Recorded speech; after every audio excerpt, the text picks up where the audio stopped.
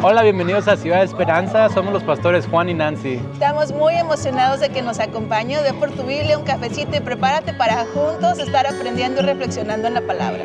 Pues si tienes su Biblia en Génesis capítulo 32, y me gustaría compartir una porción de la palabra del Señor.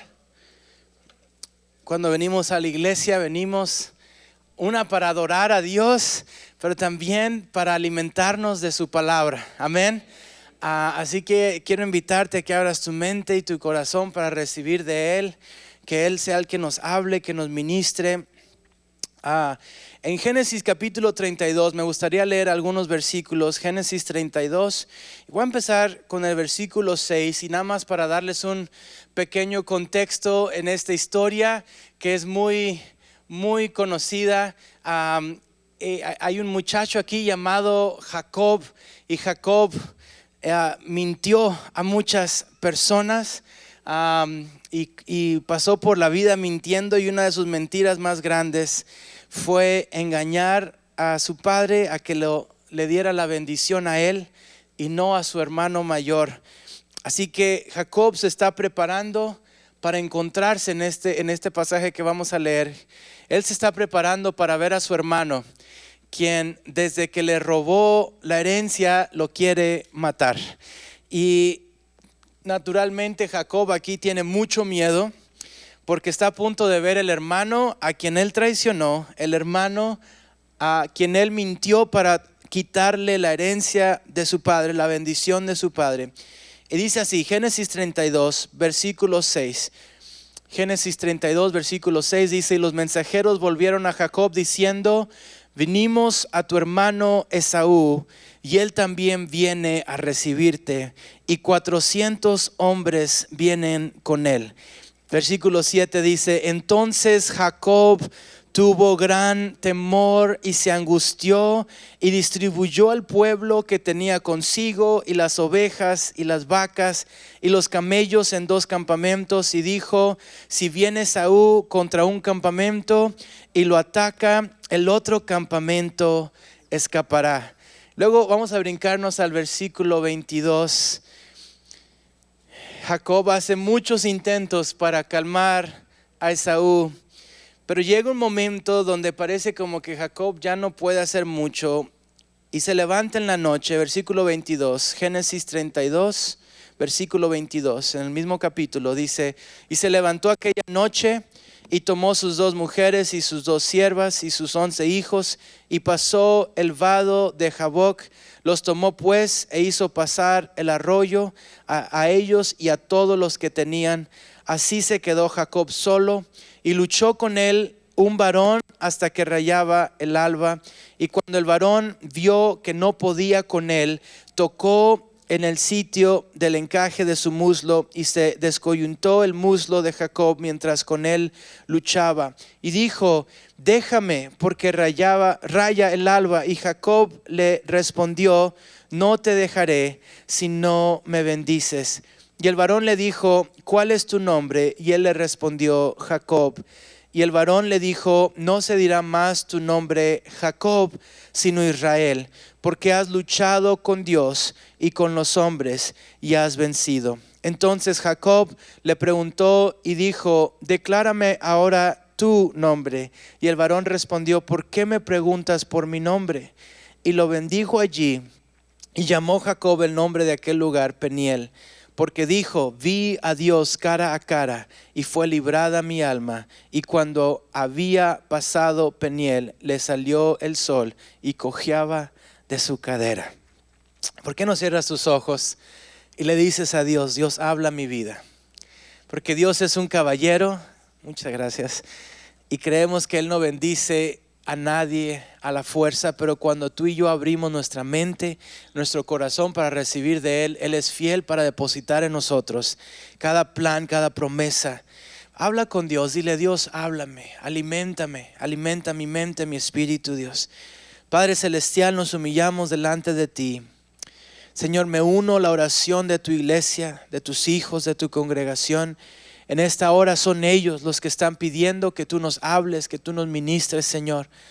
Señor, te pedimos que por medio de esta palabra, Señor, tú retes nuestro espíritu, nuestro corazón hacia los planes a los cuales tú has preparado para nuestras vidas. Aliméntanos por medio de ella, Dios. En el nombre de Jesús. Amén y amén. ¿Por qué no saludas a la persona que está a tu lado, la chocas, le dices, qué bueno que estás en la casa del Señor? Escogiste el mejor lugar esta mañana. Escogiste el mejor lugar esta mañana. Aleluya. Qué bendición. Puedes tomar asiento en esta hora.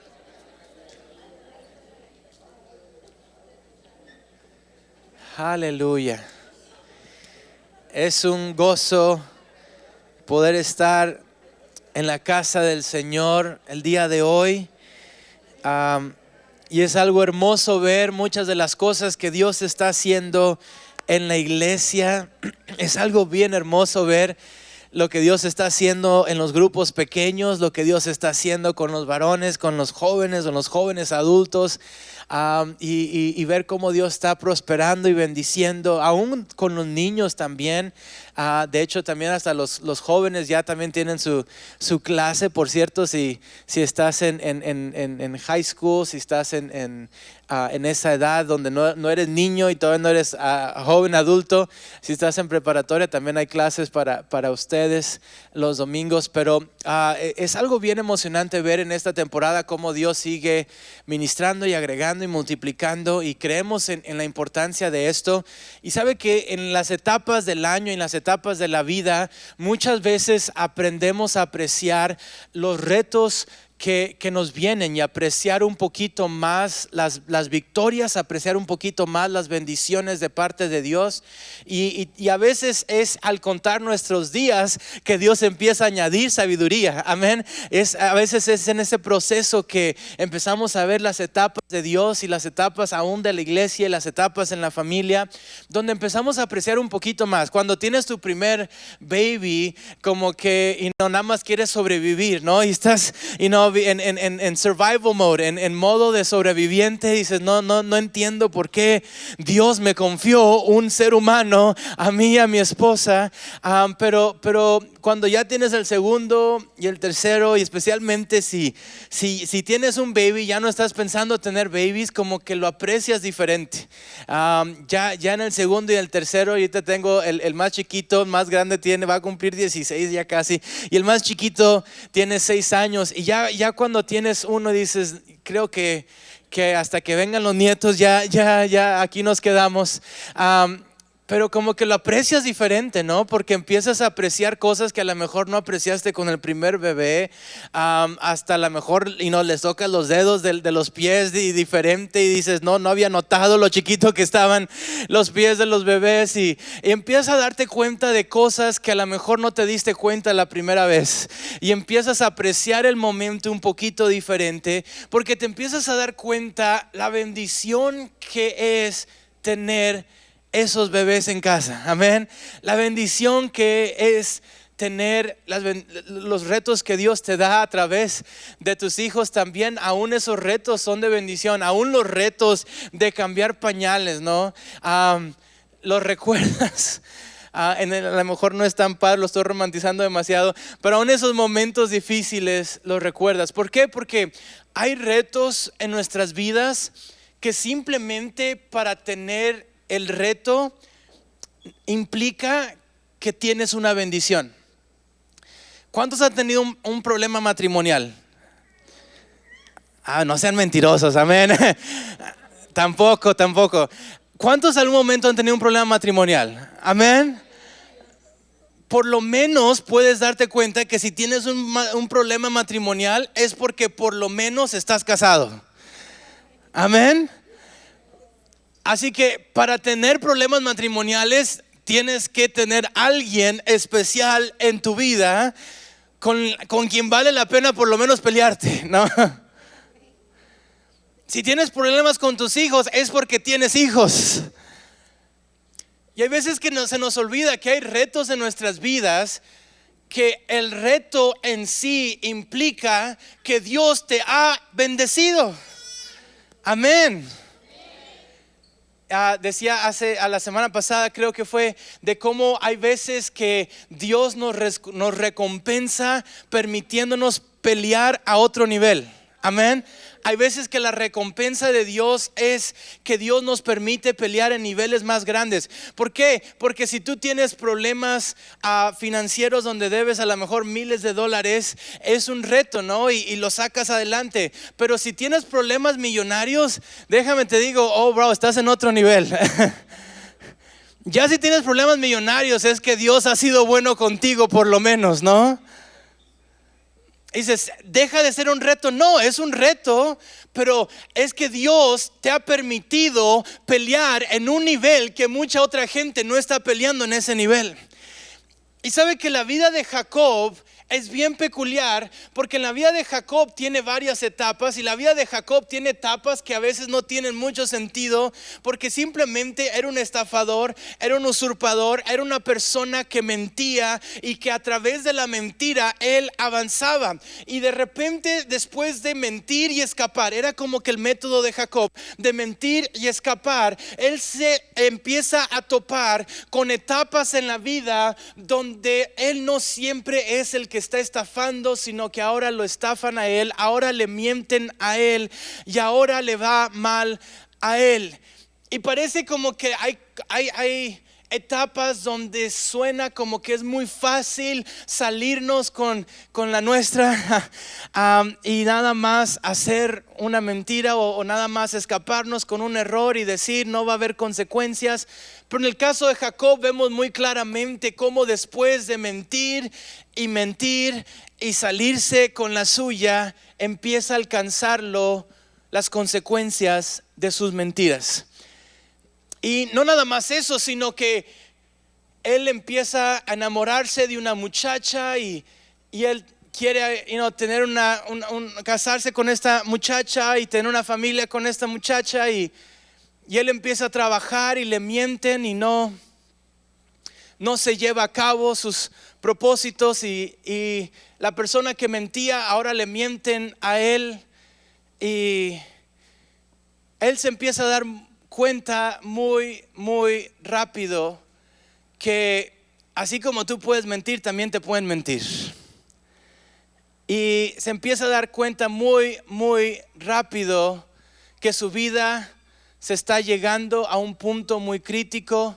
Por fin se está estableciendo, por fin ya tiene su esposa, sus hijos, tiene sus siervos, tiene su ganado, tiene algo en lo cual sostenerse. Porque también, ¿cuántos saben que es mucho más fácil hacer tonterías cuando no tienes nada? Cuando ya estás casado, con hijos, con familia, con casa, con responsabilidades, ya no es tan fácil hacer tonterías. Ya es más difícil hacer tonterías. ¿Por qué? Porque ya sabes que hay personas que están contando contigo a que no hagas tonterías. Llega un punto, Jacob, donde él empieza a tener un reto, pero nada más el hecho de que Jacob está con esa preocupación nos da un poquito de esperanza. ¿Por qué? Porque el Jacob antiguo, que mentía, que usurpaba, que hacía tranzas, que nada más hacía una mentira, se escapaba y buscaba su propio bien. Ese Jacob a quien la vida golpeó un poquito, a quien también lo estafaron y que también le mintieron y también lo traicionaron, llega un punto donde su hermano, a quien él estafó, a quien él lo traicionó, viene a encontrarse con él. Y naturalmente Jacob piensa que Esaú viene a matarlo. Y luego cuando se da cuenta que viene con 400 hombres, ya me imagino la escena que está jugando en la mente de Jacob. Viene a tomarme, a destruirme, a matarme, quiere venganza, quiere justicia. Pero el hecho de que Jacob esté preocupado es un símbolo de esperanza. ¿Por qué? Porque el Jacob antiguo hubiera dicho: voy a dejar aquí a mi familia, a mis hijos y me voy a escapar. Voy a dejar aquí a mi ganado, me voy a llevar la mayor cantidad de oro posible y voy a empezar una vida nueva. ¿Por qué? Porque eso es precisamente lo que el Jacob antiguo hubiera hecho. Pero déjame te digo que nada más el hecho de que Jacob se quedara plantado y dijera: esta vez tengo que enfrentar mi problema, esta vez tengo que cuidar de lo poquito que he podido acumular a lo largo de estos años. Dice el versículo 8 dice: si viene Esaú contra mí un campamento y lo ataca, el otro campamento escapará. En la mente de Jacob, el que siempre escapaba era él. Como que hasta el método de Jacob siempre era de alguna forma escapar. Y ahora dice: por lo menos que escape mitad del campamento. Y yo no sé lo que está tramando aquí Jacob. A lo mejor hay un poquito de ese mentiroso todavía dentro de él, porque es muy probable que él manda a sus hijos, a su familia, a su ganado, y los manda a la mitad para un lado, y él se queda con la otra mitad, y ahí se queda y empieza a buscar a Dios y empieza a tener esta lucha famosa en la Biblia con Dios. Y empieza a luchar con Dios acerca de lo que viene, acerca de los problemas que tiene, acerca de los retos que tiene. Y en ese momento Jacob se queda a luchar.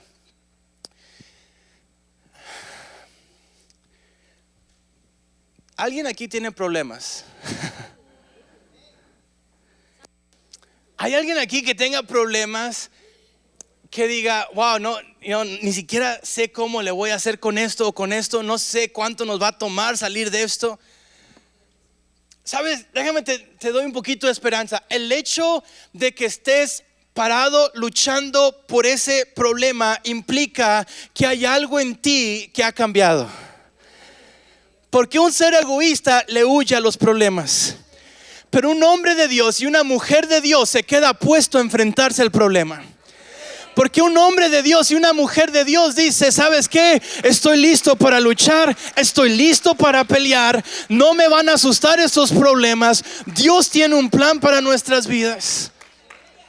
El hecho de que Jacob se quede a luchar es evidencia de que algo en él está cambiando, porque el Jacob antiguo hubiera huido como un cobarde, porque los cobardes huyen. Las mujeres de Dios y los hombres de Dios se quedan puestos a enfrentarse a la lucha. La definición más grande de cobardía es huir. La definición más grande de cobardía es evitar la lucha, evitar el problema, evitar la problemática. Pero déjame te digo que hay momentos donde la lucha tiene que llevarse a cabo, porque es en la lucha donde te empiezas a dar cuenta cuánto vale lo que tienes. Porque la gente que nunca ha luchado por lo que tiene jamás va a poder apreciar lo que tiene. Amén, aleluya. Por eso los feitos apreciamos más a nuestras esposas. Amén, gloria a Dios, porque nos costó. Aleluya. Habla Jehová. Cuando te ha costado algo, aprendes a apreciarlo. Cuando has luchado por algo, aprendes a darte cuenta el valor que tiene. Por eso es casi como un ciclo, como un patrón, que a veces llega alguien, un pionero, y empieza una compañía y la compañía prospera, y ese pionero de negocios empieza a luchar y a luchar y a luchar y a expandir, y luego vienen sus hijos que vieron la lucha y a lo mejor continúan con el legado del pionero primero, pero luego llega la tercera generación que ya no ve la lucha, y luego viene la cuarta generación que solamente vive de las consecuencias buenas de la lucha que pasó hace 4 generaciones. Y sabe que parece como un patrón aquí en Estados Unidos, pero la gran mayoría de familias que eran multimillonarias y ricas y prósperas hace 100 años, después de 4 generaciones otra vez están en la pobreza. Y parece un ciclo tan común en tantas familias que han prosperado y prosperado. ¿Por qué? Porque llega una generación que ya no sabe lo que significa luchar por lo que tienes. Porque a veces llega una generación que ya no entiende lo que es pelear a lo que Dios te ha llamado y por lo que Dios te ha puesto en esta tierra. ¿Sabe que cuando llegaban muchos inmigrantes de Italia sucedió esta dinámica? Cuando llegaron muchos inmigrantes a Estados Unidos, irlandeses, sucedió esa dinámica. Cuando llegaron muchos inmigrantes asiáticos, especialmente el área de California, sucedió esa dinámica. Y esa dinámica sigue sucediendo hoy con los hispanos inmigrantes que están llegando a Estados Unidos. Que llega una generación de inmigrantes listos a luchar, pero que a veces empieza a pasar una generación, 2 generaciones, 3 generaciones, 4 generaciones, que ya nada más disfruta de los frutos de alguien que luchó. Iglesia, yo quiero retarte. Enséñale a tus hijos a luchar. Enséñale a tus hijos a luchar por lo que Dios les ha dado. Sabes que en la Biblia hay una dinámica que se juega entre 3 generaciones. 3 generaciones, y por años y por varias generaciones se siguen conociendo estas 3 generaciones. Y es la generación de Abraham. ¿Se acuerdan de Abraham? La generación de su hijo Isaac, y luego la generación de su hijo Jacob. Abraham, Isaac y Jacob. ¿Y quién es la persona que mantuvo ese legado? Ya no existe. Ya no se habla más de una 4ª generación. Sí, tiene varios hijos, sí, tiene varias personas importantes, pero hasta el tiempo de Jesús, que fueron generaciones, que fueron cientos de años después, hasta el tiempo de Jesús, se le seguían conociendo como el Dios de Abraham, de Isaac y de Jacob. Y la pregunta es, ¿qué pasó con la generación después de Jacob? ¿Por qué se le conoce como el Dios de Abraham, de Isaac y de Jacob? ¿Por qué? Porque Abraham le enseñó a sus hijos a luchar. Porque Isaac también era un hombre que buscaba y luchaba con Dios.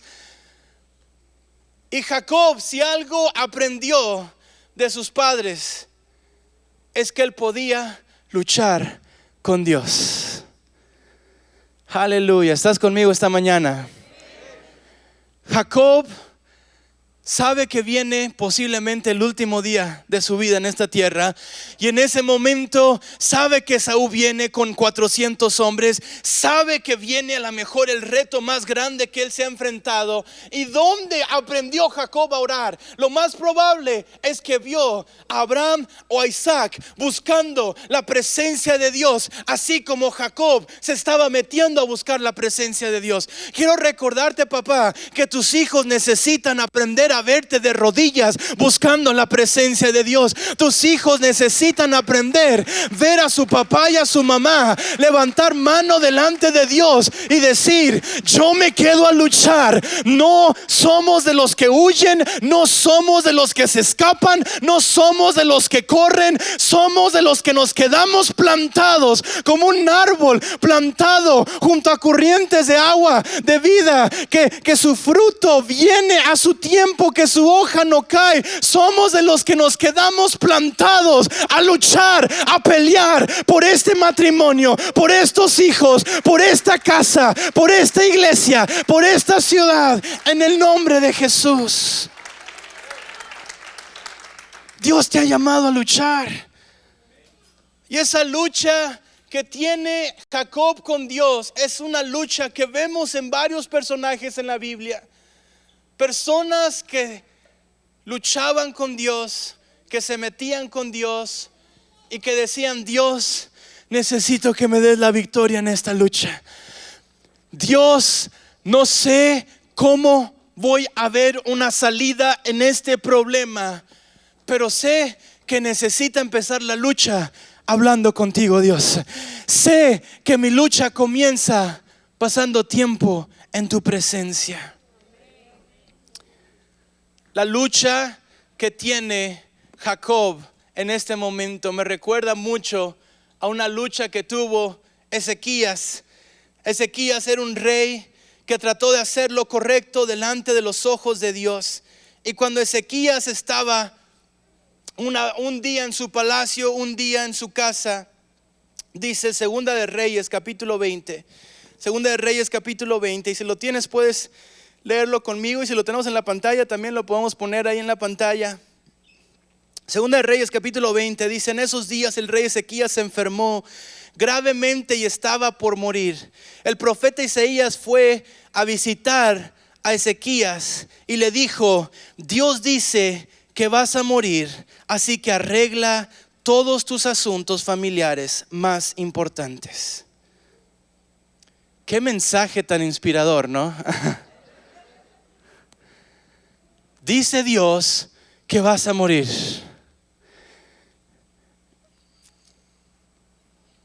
Todos nos gusta cuando nos dan palabra profética bonita. Amén. Cuando nos dan palabra que nos reta, podemos hacer dos cosas. Podemos decir: aquí se acabó todo. O puedo decir: necesito regresar a Dios. Y mira lo que hace el rey Ezequías. Y ahí mismo nos quedamos. Y tenemos ahí el pasaje. Segunda de Reyes capítulo 20 versículo 2. Dice: entonces Ezequías volvió su cara hacia la pared y oró a Dios así. Y se me hace bien padre que incluye la oración. ¿Y cómo sabemos cuál era la oración de Ezequías? Lo más probable es que empezó a gritar. Lo más probable es que empezó a orar desesperado y empezó a orar en voz alta, porque sabemos su oración. Y su oración fue así. Dice Ezequías: Dios dice: Dios mío, no te olvides de que yo siempre he sido sincero contigo y te he agradado en todo. Luego Ezequías lloró con mucha tristeza.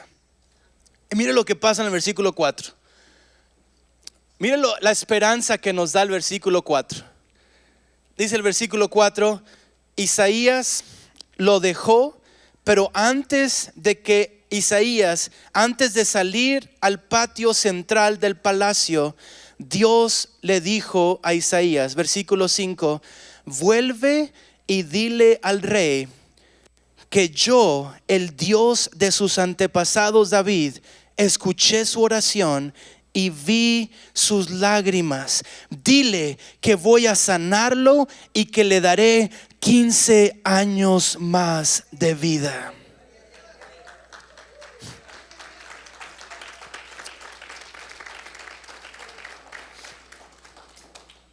¿Sabes que hay veces que Dios sí cambia su profecía? Hay veces que Dios da una palabra profética, y aquí está el ejemplo. Dios da una palabra profética, pero luego esa palabra profética es impactada por tus reacciones. Aleluya.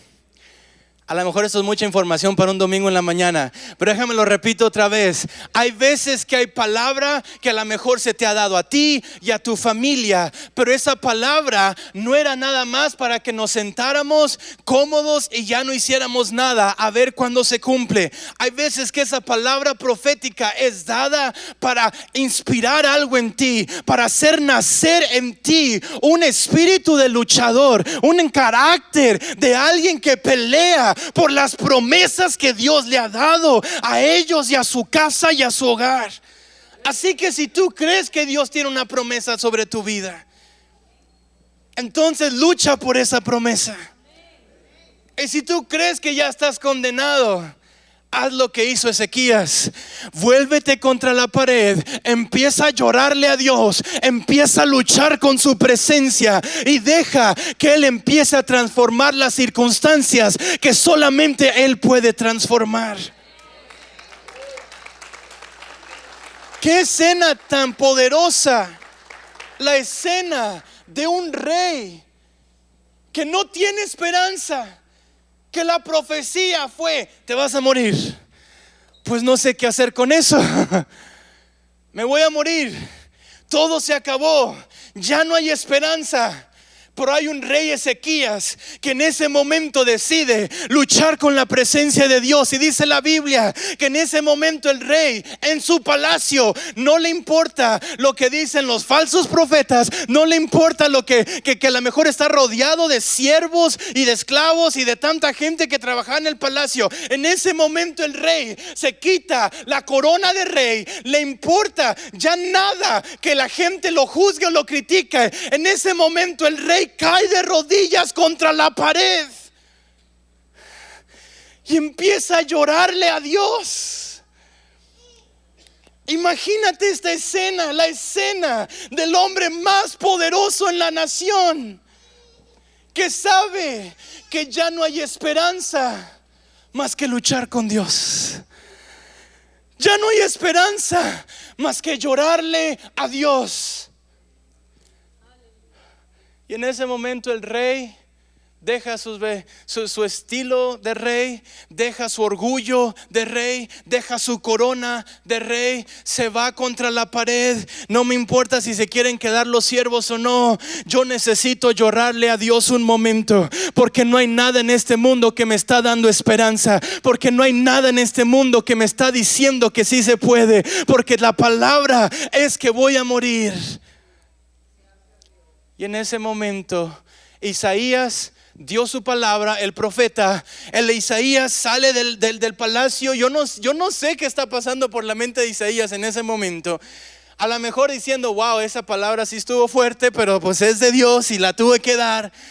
Y dice la Biblia que Isaías va caminando por el patio del palacio cuando viene palabra de Dios otra vez a Isaías. Dices, ¿qué cambió esa palabra? El llanto de una persona. Y le dice Dios a Isaías, Isaías, tengo otra palabra para ti. Yo sé que te dije que le fueras a decir al rey que va a morir, pero ahora ha cambiado algo. Algo ha cambiado en la atmósfera. Y le dice Dios a Isaías, mientras está en el patio saliendo del palacio, quiero que regreses una vez más al rey y le digas que escuché su oración. Y luego dice otra cosa bien interesante. Dice, dile que miré sus lágrimas. Aleluya, aleluya. Quiero recordarte que Dios mira tus lágrimas. Quiero recordarte que a veces hay luchas que tú piensas que nadie te está escuchando, pero cuando tú le lloras a Dios, hay una diferencia entre llorar y llorar en la presencia de Dios. Hay una diferencia entre llorar y llorarle a un Dios vivo que escucha tu oración. Aleluya. En ese momento Isaías, yo no sé si está pensando, es que van a dudar de mí, Dios, van a decir que no soy buen profeta, yo ya di tu palabra y ahora quieres que la cambie. Pero hay veces que Dios no cambia por nada más que con un corazón contrito y humillado. Lo que cambia el corazón de Dios no es tu estatus, tu dinero, tu posición, no es tu nombre, no es tu pasado, no es tu presente. Lo que cambia el corazón de Dios es un corazón contrito y humillado. Y déjame termino con esto porque me estoy emocionando con este pasaje. Pero sabes que Jacob, cuando lucha con el ángel, esa lucha básicamente es una palabra fancy para decir que Jacob se humilló delante de la presencia de Dios y él empieza a pasar tiempo con Dios y no quiere dejar que pase este momento. Y en ese momento él está luchando con la presencia de Dios, y cuando está en esa lucha, mira lo que dice ahí en Génesis capítulo 32 versículo 22 versículo 23. Dice, los tomó pues e hizo pasar el arroyo a ellos y a todos los que tenía. Así se quedó Jacob solo y luchó con él un varón hasta que rayaba el alba. Di conmigo, solo. Hay luchas que a veces tú tienes que pelear solo. Hay luchas que son comunitarias, pero hay luchas que son a solas. Hay batallas que está padre tener toda la comunidad de fe porque es el regalo que Dios nos dio, pero hay luchas donde eres tú, nadie más, el que tiene que doblar rodilla y decirle: Dios, me humillo delante de ti. Yo, Juan Acuña, nadie más, me humillo delante de ti y yo te necesito a ti. Él se quedó solo y vino el varón de Dios. Versículo 25 dice: y cuando el varón vio que no podía con él, tocó el sitio del encaje de su muslo y se descoyuntó el muslo de Jacob mientras con él luchaba, y dijo: déjame porque raya el alba. Y Jacob le respondió: no te dejaré si no me bendices. ¿Cuántos saben que una cosa es tener la luz verde de Dios y otra cosa es tener la bendición de Dios? Dios le dice a Moisés, lo decía al servicio de inglés la semana pasada, Dios le dice a Moisés que vaya y libere a su pueblo. Y Moisés tiene la luz verde de Dios para llevar a cabo la misión de Dios. Pero después Moisés le dice a Dios: Dios, si tu presencia conmigo no va, yo no quiero ir. Si tu presencia, yo necesito la promesa de que tu presencia no me va a abandonar. Yo sé que me estás mandando, pero no puedo ir sin tu presencia, Dios. Una cosa es tener la luz verde de Dios. Una cosa es llevar a cabo los mandamientos de Dios. Una cosa es vivir como cristiano y hacer lo que tengo que hacer. Pero otra cosa es vivir como cristiano lleno del Espíritu Santo, lleno de la presencia de Dios. Dice: no te dejaré hasta que me bendigas. No te dejaré, Dios. Necesito este tiempo contigo. Y el varón de Dios le dice: no me vas a dejar, ok. Y eso es bien peculiar, porque dice el versículo 27, la respuesta de Dios a Jacob. Le dice: y el varón le dijo: ¿cuál es tu nombre? Dile a la persona que está a tu lado: ¿cuál es tu nombre? ¿Cuál es tu nombre? ¿Cuál es tu nombre? Porque ¿sabes cuál era el nombre de Jacob? El nombre de Jacob significa mentiroso, significa usurpador. Tiene derivaciones y tiene otras significancias, pero si algo destacó la identidad de Jacob, era que Jacob era un mentiroso, y su nombre literalmente significa usurpador. Alguien que toma el lugar de alguien más, alguien que está en lugar de mentiritas porque no le tocaba a él tener esa bendición. La respuesta de Dios a la lucha de Jacob: ¿quieres que te bendiga? Necesito que me digas tu nombre. Necesito que me digas quién eres tú en realidad. Y en ese momento Jacob confiesa por primera vez en la Biblia, confiesa que él es Jacob, él es mentiroso, él es usurpador, él es un pecador. Y cuando Jacob confiesa, aquí viene la bendición. Jacob, ya no será llamado tu nombre Jacob. Desde hoy en adelante voy a cambiar tu identidad. Voy a cambiar tu nombre. Voy a cambiar la identidad que tú pensabas que tenías. Y ahora serás llamado Israel, que significa príncipe de Dios, que significa alguien que lucha con Dios, alguien que lucha con la presencia de Dios.